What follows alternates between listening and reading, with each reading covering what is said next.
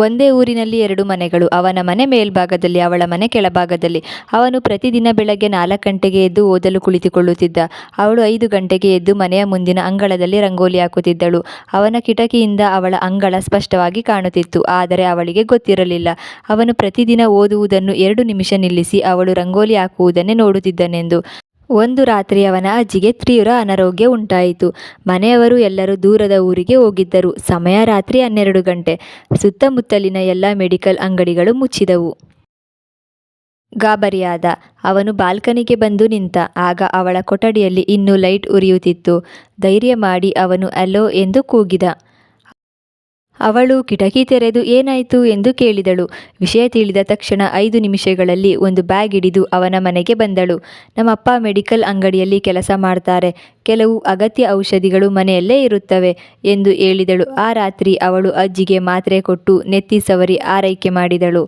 ಅವನು ಥ್ಯಾಂಕ್ಸ್ ಎಂದ. ಅವಳು ಸಣ್ಣ ನಗುವಿನೊಂದಿಗೆ ಧನ್ಯವಾದ ಹೇಳಬೇಕಾಗಿಲ್ಲ ಎಂದು ಹೇಳಿ ಹೊರಟು ಹೋದಳು.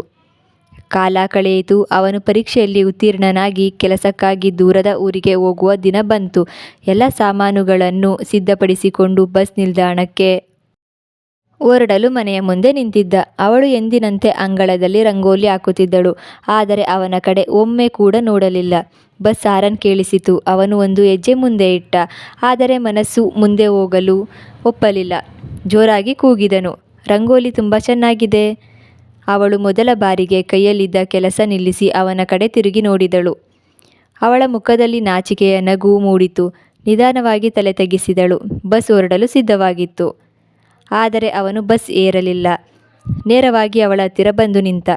ಊರಿಗೆ ಹೋದರೆ ಕೆಲಸ ಸಿಗಬಹುದು, ಆದರೆ ಇಲ್ಲಿ ಸಿಗೋದು ಅಲ್ಲಿ ಸಿಗೋದಿಲ್ಲ ಎಂದ. ಅವಳು ಆಶ್ಚರ್ಯದಿಂದ ಏನು ಸಿಗೋದಿಲ್ಲ ಎಂದು ಕೇಳಿದಳು.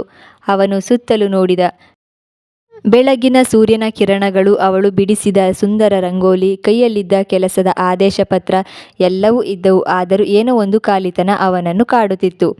ಅವನು ನಿಧಾನವಾಗಿ ಅವಳ ಕಣ್ಣಲ್ಲಿ ಕಣ್ಣು ಹಾಕಿ ಹೇಳಿದನು, ನಿನ್ನೊಂದಿಗಿರುವ ಸುಂದರಗಳಿಗೆ ಇದಕ್ಕಿಂತ ಖುಷಿ ಇನ್ನೆಲ್ಲಿದೆ. ಅವಳು ಏನು ಮಾತಾಡಲಿಲ್ಲ. ಸುಮ್ಮನೆ ನಗುತ್ತಾ ಅವನು ಕೆಳಗಿಟ್ಟಿದ್ದ ಬ್ಯಾಗನ್ನು ಎತ್ತಿಕೊಂಡು ಮನೆಯೊಳಗೆ ನಡೆದು ಹೋದಳು. ಆ ಕ್ಷಣವೇ ಅವನಿಗೆ ಉತ್ತರ ಸಿಕ್ಕಿತು.